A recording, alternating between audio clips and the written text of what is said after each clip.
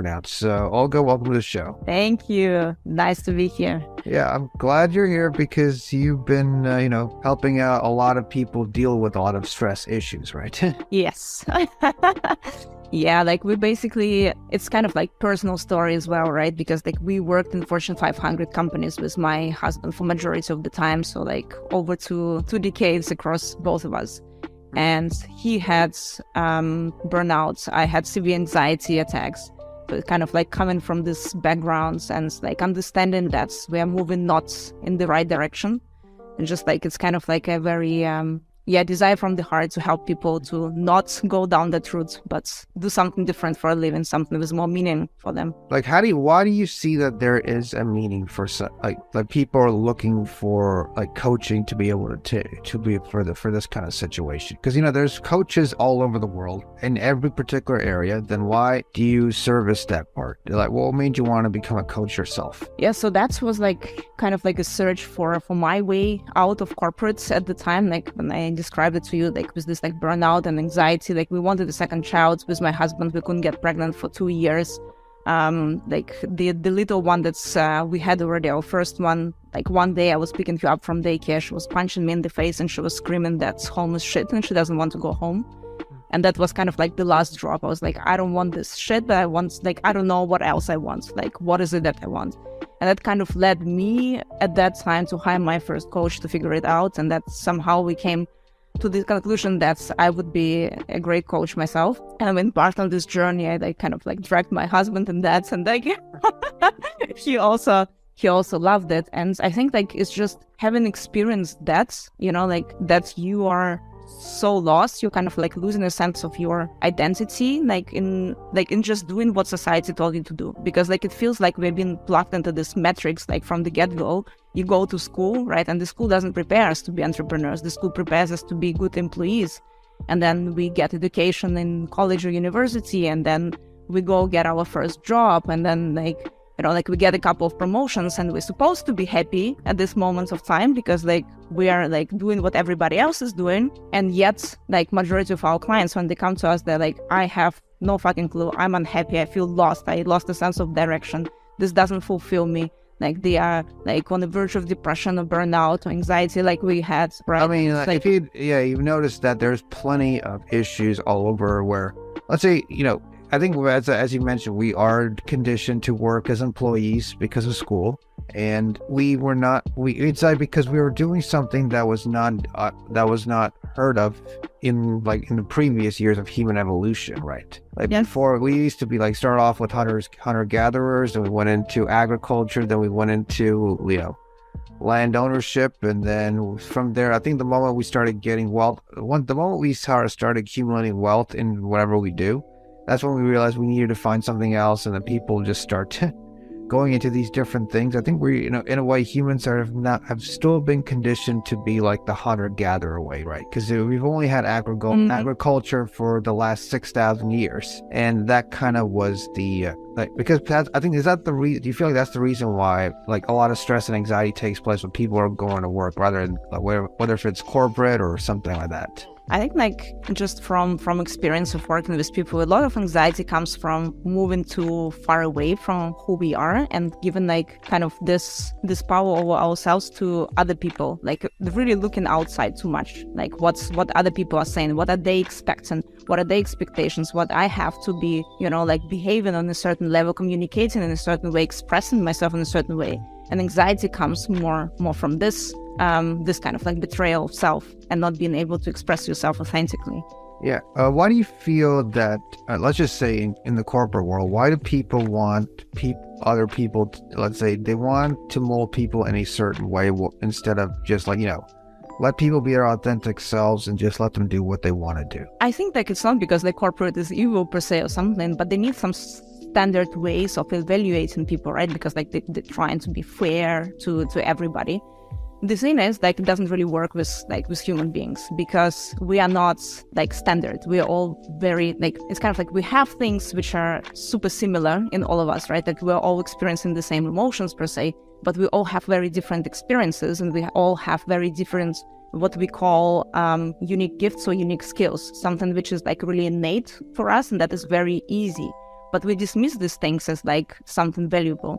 And in corporate, it's also not always seen as something valuable. Like nobody's trying to necessarily match you to the best position ever in the company, but it's like, oh, you have a job description, like you have to fulfill, like we have to evaluate you somehow because we have a performance standard. And that's kind of like where it goes kind of wrong way. Well, which company did you work at previously? Adidas, Wayfair, like if we're talking about Fortune 500 companies, those ones. Oh, got it. And so, okay, let's go back in time as to who you are. Let's get into more about who you are, where did you come from, or what made you go from corporate into this world, into the world of coaching. Well, like I think like I was never really fitting well into the corporate world, but it's maybe because also like my background, like I come from a very poor family in Russia, like very like kind of like tough social background. My mom was an alcoholic. She took a lot of like credits like that she couldn't pay back. And I think like I always have this relationship with myself that I trust myself a lot, much more than like people around me. And also I have experienced a lot of shit with money. So from this perspective, like I'm not really scared of like risk, or I don't have like a lot of this anxiety about like what if something doesn't work out, because like I went through so much like in my life that like stuff always works out, like if you like just willing to do something about it. So in corporates, I think like I was not really fitting well into the whole culture. I was very straightforward, so I don't like to talk about. Yeah. Would you consider yourself like a top student in school that just got like that got you the pathway into the world of corporate? Yep. I presume. Okay, you were like, your parents told you got to study hard because we're poor and we have to. If you want to have a better standard of living, you have to work in corporate, or you have to get high grades to be able to work in corporate, and then kind of that's like the story of everyone. Yes. So like what were you like as a student in a way? Like you were just like the top tier student? I was a fucking nerd. I studied a lot and like had a lot of like constantly hanging out at the library and books and stuff. I was like always like top like straight A student. I mean like it's like I studied in Russia, but it was like the top university in Russia as well. So like I got a job pretty easily right after, but I also walked my way up from the very bottom because like I studied fine arts. So like I had like I studied nothing connected to business as well. So like I'm a theater critic. And then like you just can't earn money like with that profession in Russia. So like at some point I was like, I need to switch to marketing. You couldn't become Tolstoy. Yes, I couldn't become Tolstoy. But yeah, so like I went into marketing. I started like as a personal assistant to a marketing director, and then like very quickly grew to managing a team of 40 people. So like by the age of 23, I was managing a team of 40 people. That's all. And that's like a model achievement right there. Yeah. I told you, like I was nerdy. And like I was also like the first employee in Adidas Russia who was invited over to global headquarters. So I moved like as the first Russian, to Germany, and that's basically like where everything went downhill, because like I somehow got in this like huge machine where like I was not the top one anymore. You're like, okay, now you got to compete with the big guys now, because you were like the cream of the crop in Russia. Now that was not enough to beat when you're going to Germany. Absolutely. But it's also like, I feel like because it's so big and so slow and so inefficient, at some point you start feeling like you're just stuck like with a bunch of like C and D player, whilst like you're actually much smarter than other people. But it's like, you can't push your ideas through. Like people look at you like you're crazy. It's like, oh no, that's never gonna work. Like, oh, just leave this idea. Who needs this? Just, just listen to what others told you. Like, just do that. Right. And then now fast forward to what you're doing now. It's like you just decide, what, I'm done with what I'm doing at Adidas or whatever, or especially the corporate world. I shut it down, and then I'm in the world of coaching. So so tell me, I think you mentioned earlier that you had a coach that taught you some important ask important things, and then you then became a coach yourself. So what was that like, transition like? It was scary because like I had only 10K savings at that time. So like that was pretty much the cost of my education. So I put this money into like invested in myself, like went through the study, and like that was also the time I got pregnant second time. And like I remember this moment when I was highly pregnant, like lying on the bed, crying, hugging my belly, and it was like, oh my God, like I can't provide for my children because like we're making minus €1,000 every month with my husband. I can't pay my health insurance. And that was not easy, but that was the moment I was like, okay, you know what, bitch, if money was not an issue right now, like if you could do anything, what would you do? And that was kind of like a kick in the butt to start getting paying clients, and like slowly, step by step, like through referrals first, and then like through some organic markets and getting more people in. So what do you advise these clients? So now that you started your business, what do you mostly advise these clients? And you said you offer like a neuroscientific way of saying, okay, you don't have to have anxiety when you're building something, right? Well, what is that typically like? It's just like, so basically I'm always trying to teach people how their brain works, because like I'm very nerdy from this perspective as well, because it's very difficult to make a change, because like basically we are not conditioned as humans for making a change, right? Like our brain was never designed to make us happy. Our brain was designed for survival, right? Because for majority of times, like of evolution, we were surviving. So it's proven scientifically that like by the age of 35, we're functioning 95% on autopilot. So basically like the thoughts that we're having today are 95% the same thoughts we had yesterday. And 87% of those thoughts are negative, right? So it's very difficult to change because our brain, right, like everything that is not new, that is not like proven, that we don't have experience, is considered by our brain dangerous. It's kind of like we have this like a part on the side of our head, which is called hippocampus. And hippocampus is like a giant database of all experiences we had to date, right? So if we are not like, when we're trying to make a change, our brain starts like running kind of on the back end this database and trying to match the new action towards like some action we did in the past to find if there was a positive experience. And if it doesn't find any information or finds a negative experience, it assumes, danger and dying just in case to preserve itself. Yeah, it's just like how your mind reacts, especially during COVID. Your mind reacts in a very anxious way, right? Because you don't know what's going on.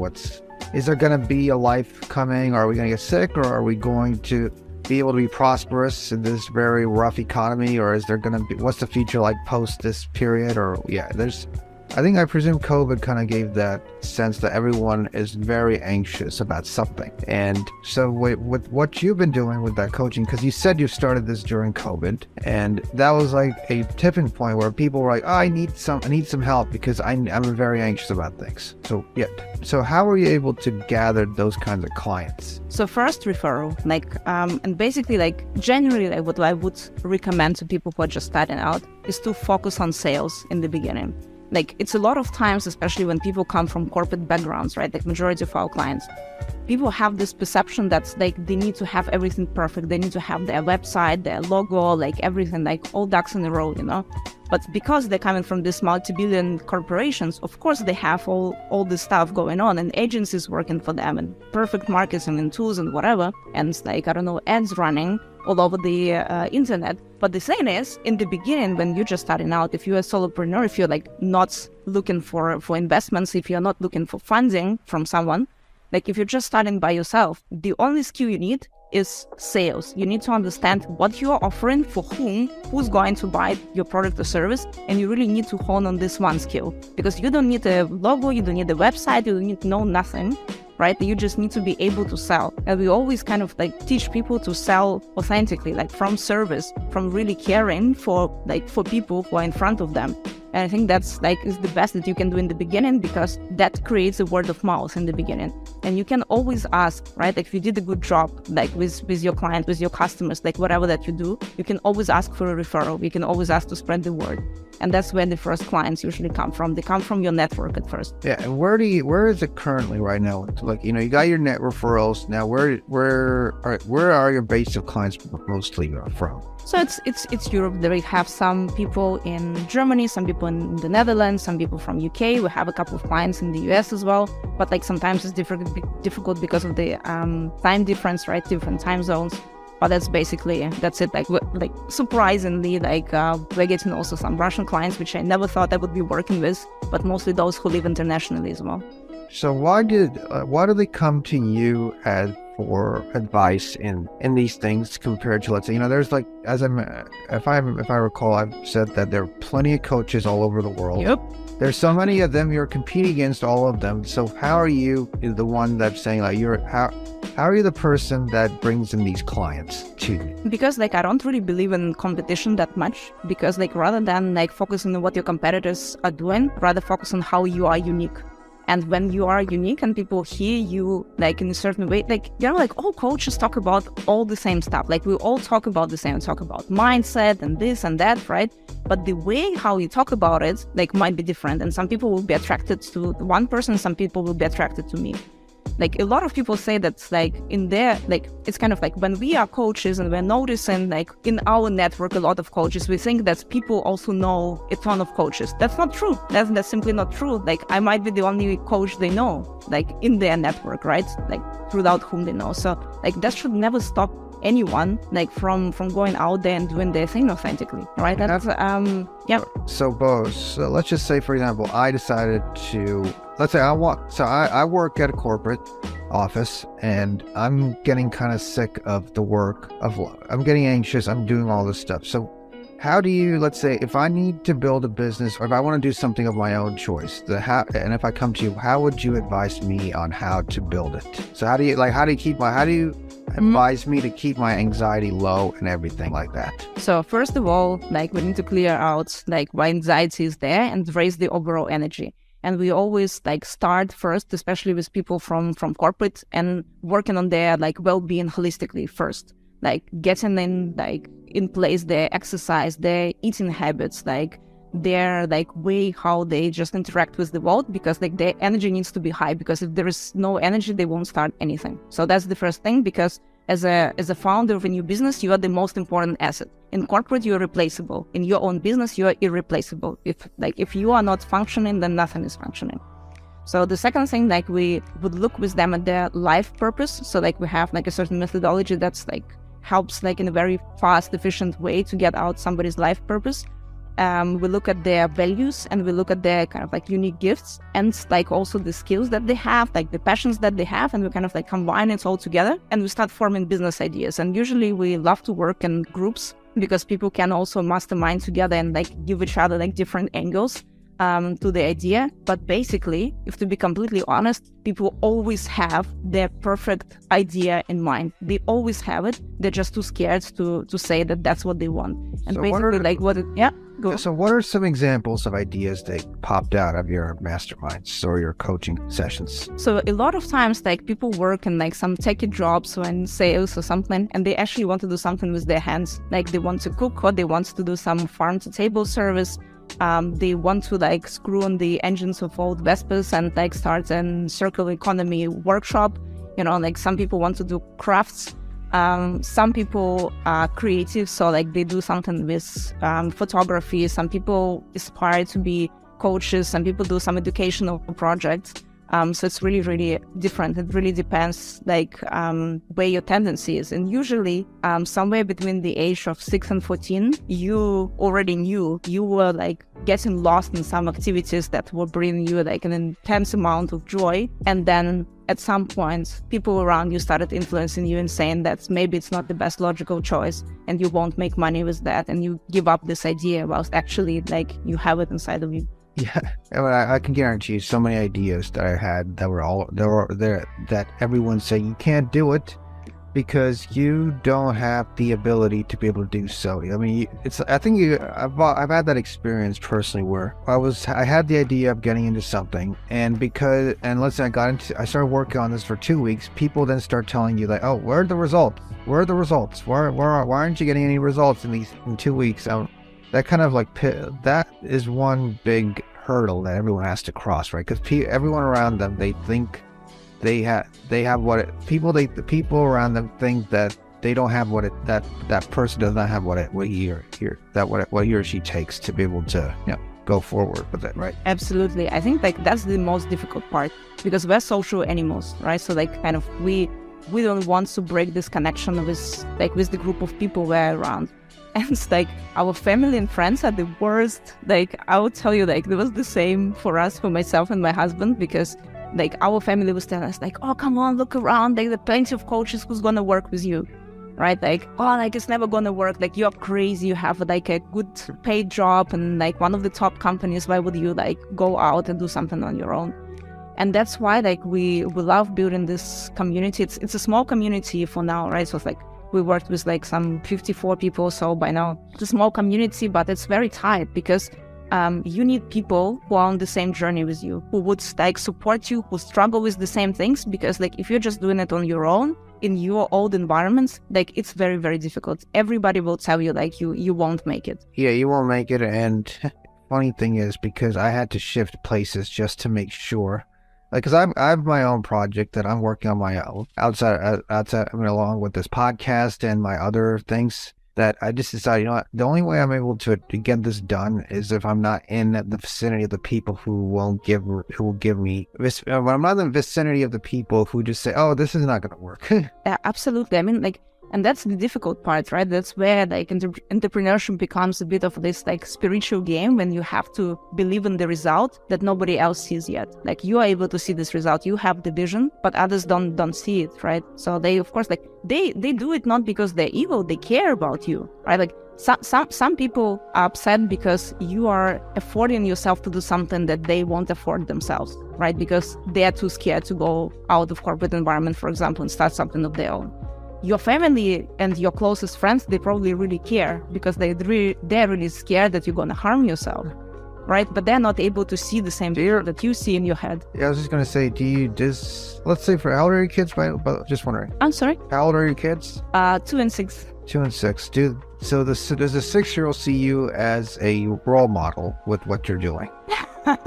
Yes. I mean, like, it's really funny because a lot of times what she's saying, she's like, oh, like, mom, daddy, like, you need some extra money. Let me open an 11 store. Or I can do this, or I can do that. Sometimes, like, she's like, oh, mommy, you want to put, like, some stuff on my shelf? How about you rent it from me? They pick up stuff really quickly. It's like your parents would see, like, why are you... It's more like the funny thing is, your kids see you as a role model, but your parents see you as still like, oh, the person who has improved herself, yeah, kind of thing. Now it's like, you're kind of navigating through, at least you're navigating through a very interesting area where at least on people underneath you see you as an idol, but people above you, they don't see you as anything. So that's so true. No, I can sense that, because whoever starts anything, people underneath them usually support them. People above them are very critical of them.